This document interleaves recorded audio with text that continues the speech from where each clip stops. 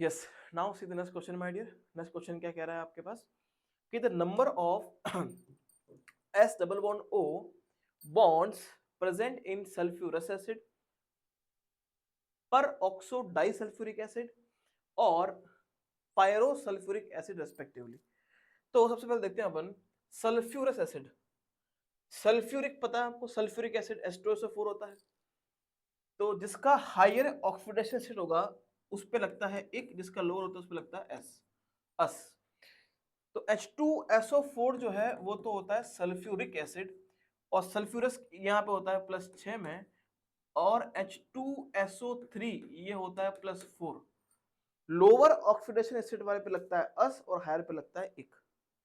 ठीक है, तो पहला आ गया सल्फ्यूरस एसिड। इसका फॉर्मूला क्या आ गया, हम देखें यहाँ पे सल्फ्यूरस एसिड, इसका फॉर्मूला आ गया H2SO3।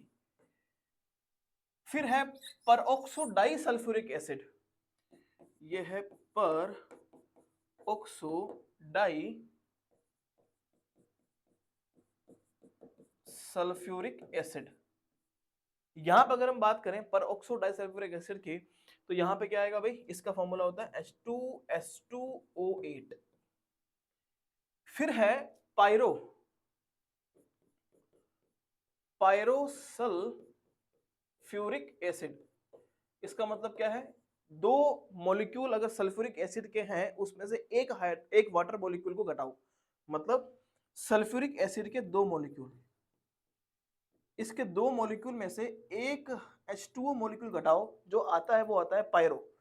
तो कितना आएगा भाई, देखो 4H है, 4 में से 2 गए, कितना आ गए, 2 बच गए।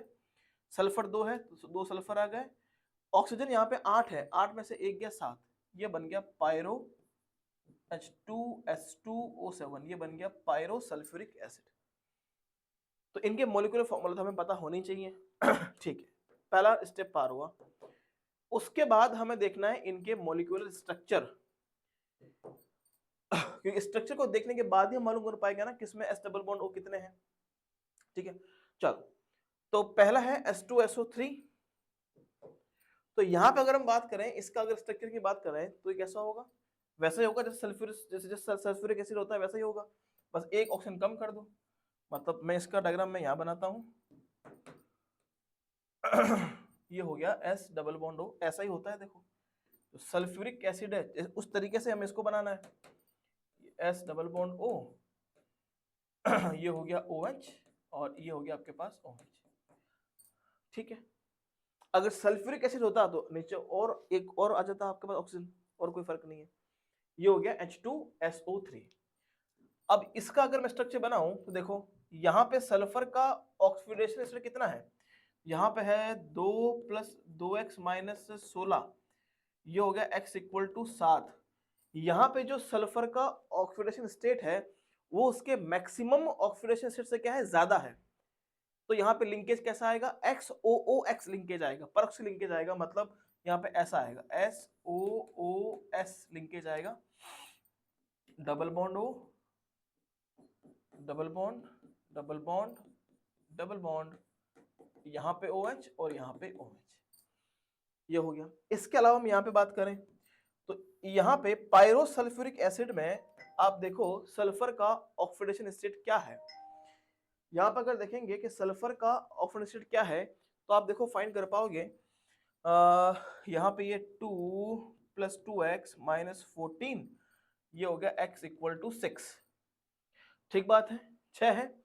तो यहाँ पे जो सल्फर का ऑक्सीडेशन स्टेट है वो इसके मैक्सिमम के बराबर है, और अगर मैक्सिमम के अगर बराबर होगा तो क्या आएगा, XOX लिंकेज आता है, मतलब यहाँ पे SOS लिंकेज आएगा।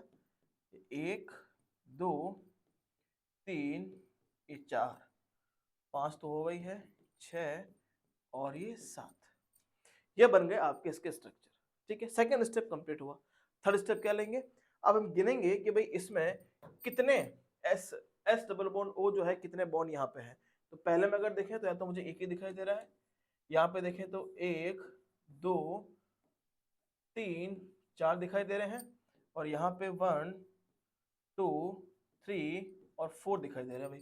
तो पहले में 1 है, दूसरे में 4 है, और तीसरे में क्या है, 4 है।